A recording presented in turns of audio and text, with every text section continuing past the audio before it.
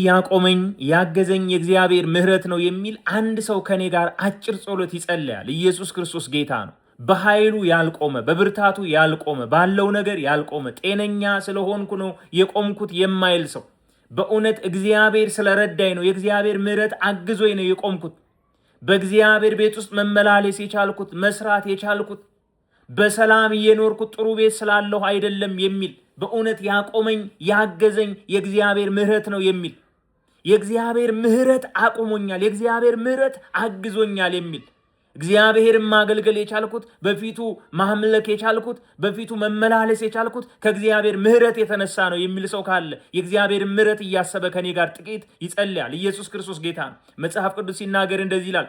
በሰቆቃወ ኤርምያስ ምዕራፍ 3 ላይ እንዲህ ብሎ ይናገራል የእግዚአብሔር ቃል። ማለዳ ማለዳ አዲስ ነው፣ ታማኝነቱ ደግሞ ብዙ ነው፣ እግዚአብሔር ለሚጠሩት ባለጠጋ ነው ይላል። እንደውም ያልጠፋ ነው ከእግዚአብሔር ምሕረት የተነሳ ነው የሚለው። ርኅራኄው አያልቅምና ማለዳ ማለዳ አዲስ ነው ይላል፣ ታማኝነቱ ደግሞ ብዙ ነው ይላል።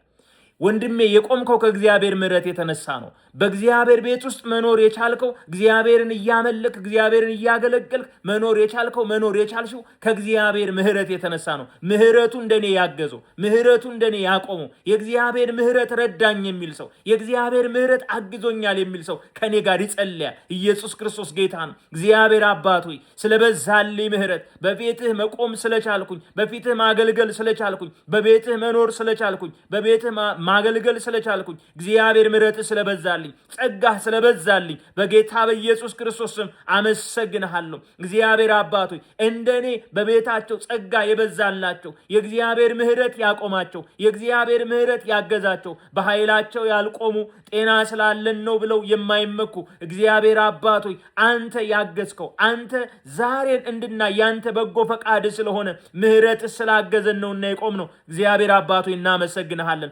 ስላገዝከን ስላቆምከን ዛሬም በፊት አንተን ማገልገል ስለሆነልን እግዚአብሔር አባት ሆይ ስለ ምሕረትህ ስለ ቸርነትህ እጅግ አድርገን እናመሰግንሃለን። የቆምኩት ካንተ የተነሳ ነው። በቤትህ መኖር የቻልኩት ካንተ የተነሳ ነው። ያልጠፋሁት ከምሕረትህ የተነሳ ነው። ስለበዛልኝ ጸጋ ለወንድሞቼ ስለበዛው ጸጋ ለእህቶቼ ስለበዛው ጸጋ እግዚአብሔር አባት ሆይ አመሰግንሃለሁ። ምሕረትህ ስለበዛልን እናመሰግንሃለን። በሚያስፈልገን ጊዜ የሚረዳንን ጸጋ ደግሞ እንድናገኝ ወደ ጸጋው ዙፋን በእምነት እንቅረብ ተብሎ ተጽፏልና አሁንም ለወንድሞቼ ጸጋ እንዲበዛ አሁንም ለእህቶቼ ጸጋ እንዲበዛ ለኔ ጸጋ እንዲበዛልኝ በፊትህ እግዚአብሔር ሆይ መቀደስ በፊትህ አንተን ማገልገል በፊትህ መጸለይ እንድንችል ያንተ ጸጋ እንዲበዛልን እግዚአብሔር አባት እንጸልያለን።